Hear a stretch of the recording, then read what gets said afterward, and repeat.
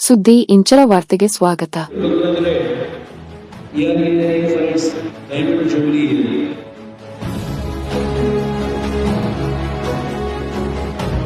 We are now the world's fourth largest economy with a GDP of $4.18 trillion and we are firmly on course to become the third largest by 2030.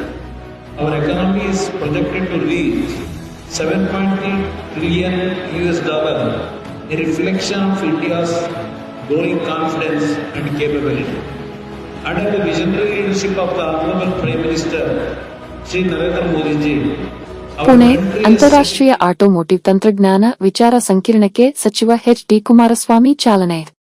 Pune, ಮಹಾರಾಷ್ಟ್ರದ ಪುಣೆಯಲ್ಲಿ automotive research association of India ಆಯೋಜಿಸಿದ್ದ ಅಂತಾರಾಷ್ಟ್ರೀಯ automotive ತಂತ್ರಜ್ಞಾನ ವಿಚಾರ ಸಂಕಿರಣ 2026 ಅನ್ನು ಕೇಂದ್ರ ಬೃಹತ್ ಕೈಗಾರಿಕೆ ಮತ್ತು ಉಕ್ಕು ಖಾತೆ ಸಚಿವ ಎಚ್.ಡಿ. ಕುಮಾರಸ್ವಾಮಿ ಅವರು ಉದ್ಘಾಟಿಸಿದರು.